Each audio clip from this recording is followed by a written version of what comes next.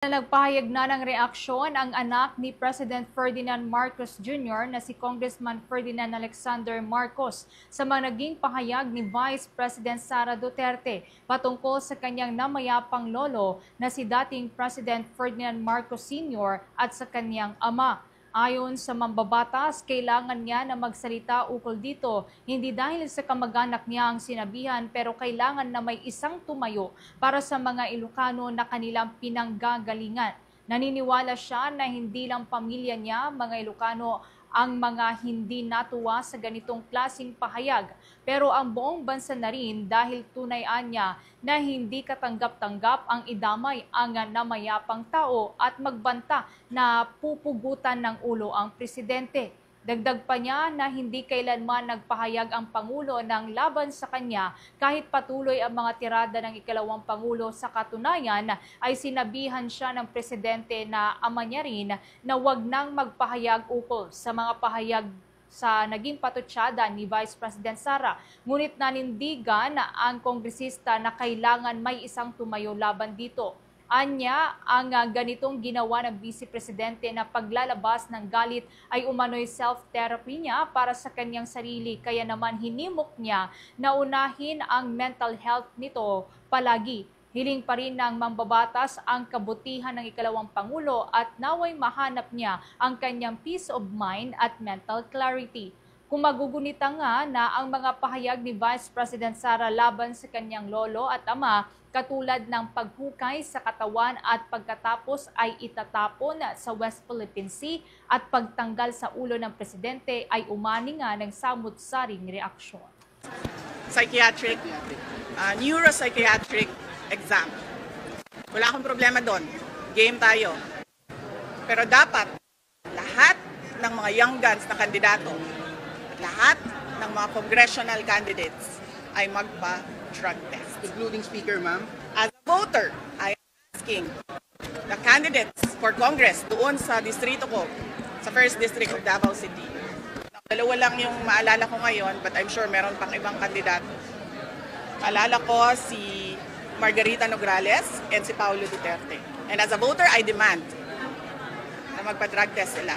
At kayong lahat, mga kababayan, as voters, you demand na magpa-drug test ang mga congressional candidates dahil kung unstable ako, sa paningin ko, unstable din sila.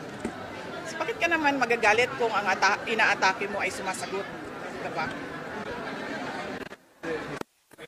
Okay ka dyan. Okay. Sige. Okay tayo dyan. Ano yung problema dyan? Yan ang demand ko ha. 2 test sa akin, isa lang sa kanila. We have received a letter coming from Attorney Martin Vidilgra, representing the former President, Honorable Rodrigo Roa Duterte. But we never, and the reason why the former President will be excused in today's hearing because of he needs more rest. He is currently not feeling well and he is need of much rest. So, Mr. Chairman, first and foremost, there is no an authority coming from the former president that he will be represented by Attorney Martin V. Dilga. And at the same time, no medical certificate confirming that indeed the former president will be excused in today's hearing because of his medical situation. If I may, Your Honor, as we all know, the former president is already old and has been experiencing, based on media reports, has been sick lately and has actually had his medical checkup, I believe. And I think in deference to the former president, I think we should afford him the courtesy that is due to him by not requiring him to submit to this committee a medical certificate. Let us give him that extension of our courtesy to him being the former president. And his intention to appear before this committee in the subsequent hearings that we will schedule. So, if I may, Your Honor, let us not pursue the submission of medical certificate from the former president. But Mr. Chairman, under our rules, no, malinaw po, tradition, all resource persons being invited in every hearing, especially in inquiry in the legislation, we need for him to explain. And the issue here, Mr. Chairman, of course, Attorney Martin Delgras sent us a letter representing the president, former president, but without an authority coming from the former president. Perhaps that And, was just... Mr. Chairman, we have our internal rules. I know, Your Honor. And but, in fact, during these the are previous just- hearings, in fact, during the hearing on public, on dangerous drugs, twice we excused Attorney Fortun, representing supposedly Michael Young without any authority from Michael Young. And in fact, he presented us authority coming from his office to the corporation being listed. Well, Your Honor, To Michael Young. if I may, we're not, this representation is not asking for the former president not to be excused in not following strictly the rules of the House. What I am asking for, Your Honor, is the request that we should not ask or demand a medical certification coming from the former president, because we all know that he has reached an age of a fragile age. Therefore, maybe we can grant that exception to the former president. Mr. Chair. Mr. Chair, Yes, Congressman Abante. I just would like to make it clear, are we giving special treatment to a witness just because he is the former president? Or just like what Congressman Fernandez said, that this applies to all? Well, I beg to disagree, Your Honor, that we are giving special treatment. What I am saying and stating for the record that we extend the courtesy due to a former president. Hindi naman po ibig sabihin na hindi na po natin siya imbitahin. On this particular committee hearing that we scheduled for today, the committee has received a letter stating, among others, the reason why the former president cannot be present. So, wala hong exception dyan. Hindi ho natin siya binibigyan ng special treatment. I do agree with the chair of the Committee on Human Rights that we should stick with the rules of the House.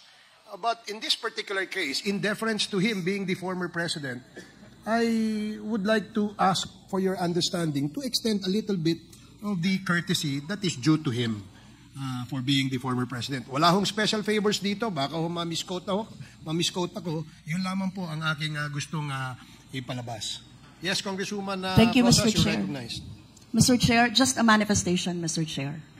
Mr. Chair, the non-appearance of former President Rodrigo Duterte at the Quadcom hearing today is a clear manifestation of his disregard for truth, justice, and accountability.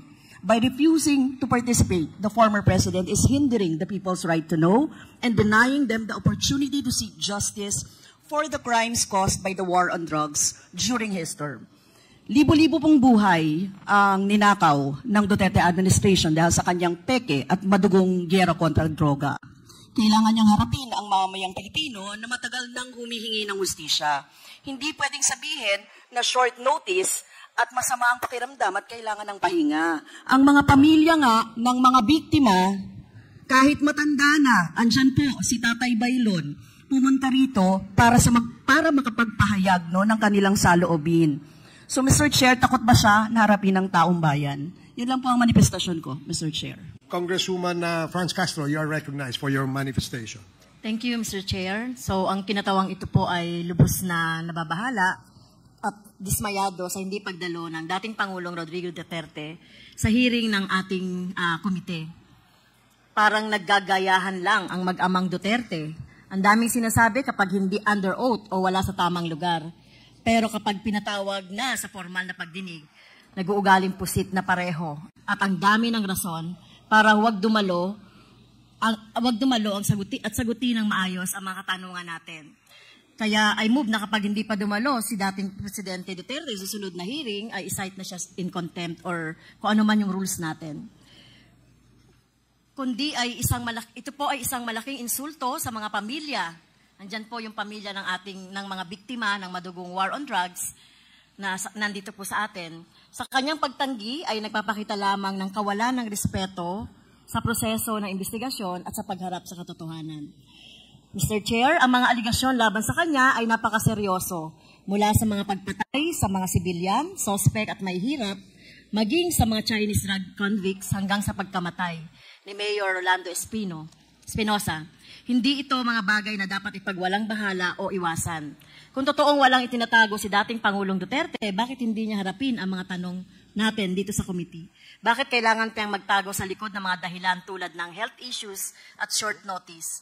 Mr. Chair, hinihiling ko sa committee na gawin ang lahat ng hakbang upang matiyak ang pagdalo ni dating Pangulong Duterte sa susunod na hearing kung patuloy siyang magtatago at dapat natin isaalang-alang ang paggamit ng ating kapangyarihan para isight siya in contempt. Ang bayan ay nangangailangan ng katotohanan at hustisya, hindi tayo dapat magpatinag sa mga taktika ng pag-iwas at pagtatago. Maraming salamat, Mr. Chair.